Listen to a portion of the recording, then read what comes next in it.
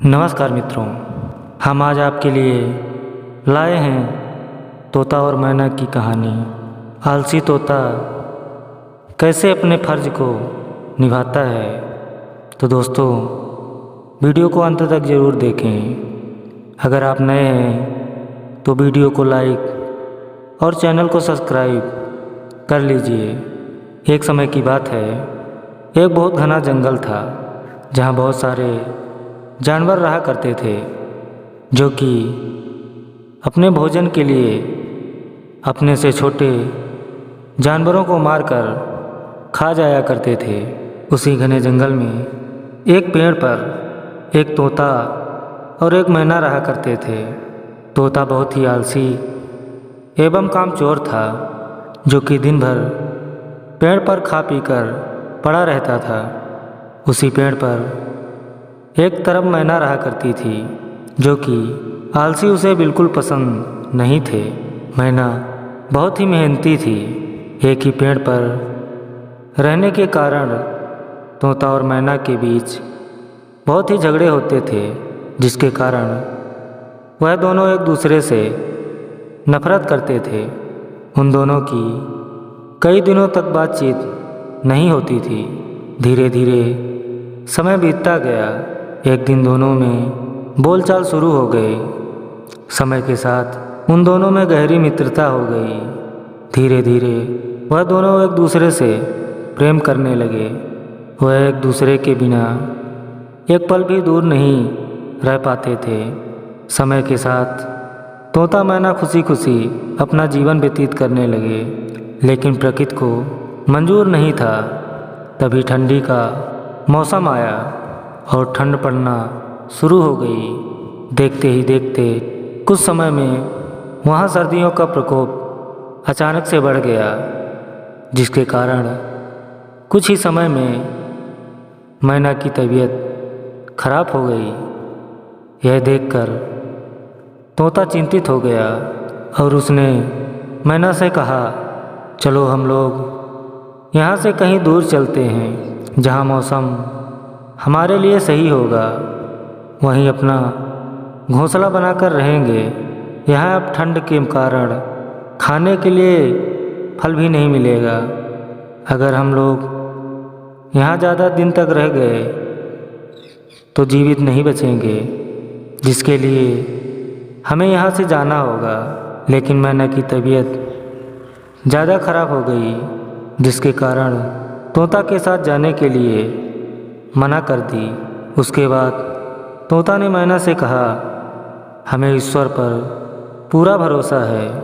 जब तक तुम ठीक नहीं हो जाती हम यहीं रहेंगे, लेकिन हमको यहाँ पर खाने के लिए कुछ नहीं मिलेगा, इसलिए मुझे अकेले ही जाना पड़ेगा और कुछ खाने पीने के लिए व्यवस्था करनी पड़ेगी। मैना ने तोता को जाने को कह दिया।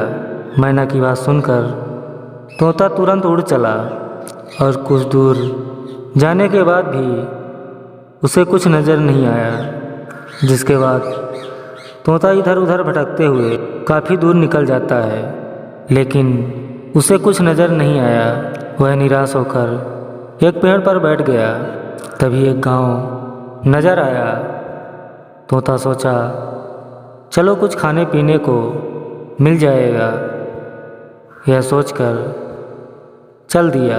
तभी उसे एक बगिया दिखाई दिया, जहाँ बहुत सारे फल लगे हुए हैं। जिसके बाद तुरंत तोता फलों के पेड़ पर जा बैठा और फलों को तोड़कर खाने लगा। फलों को खाने में इतना खो गया कि वह भूल गया कि उसको मैना के लिए खाना लेकर जाना है, और वह इतना फल खा लेता है कि वह चलने फिरने लायक नहीं बचता और उसी पेड़ पर आराम करने लगा। तो वह गहरी नींद में सो गया। वह जब जागता है तो उसके चारों तरफ अंधेरा हो चुका था। यह देखकर तोता अपनी गलती के लिए अपने आप को कोसने लगा कि इतना मुझे नहीं खाना चाहिए।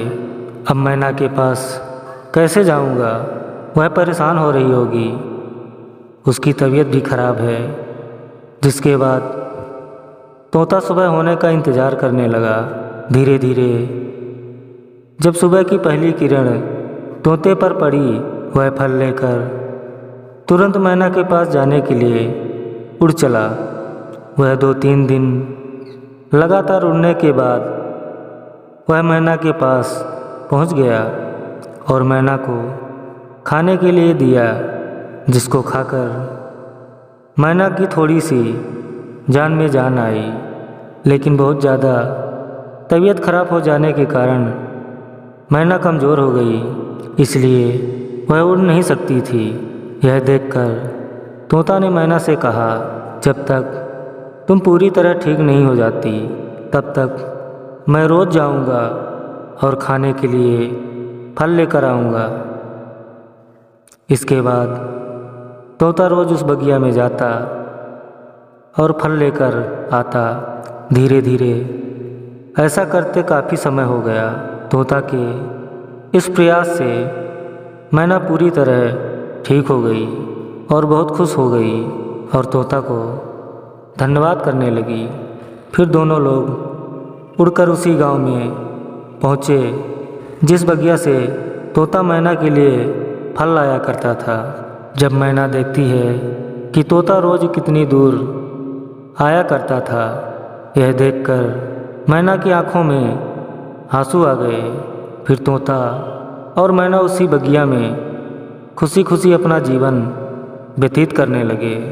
तो दोस्तों, कैसा भी व्यक्ति हो, चाहे वो आपसे कितनी भी नफरत करता हो, लेकिन प्रेम में ऐसी ताकत होती है, बड़े बड़े दुश्मन और बड़े बड़े आलसी सुधर जाते हैं। तो दोस्तों, आपको यह कहानी कैसी लगी कमेंट में ज़रूर बताइएगा। जय श्री कृष्णा।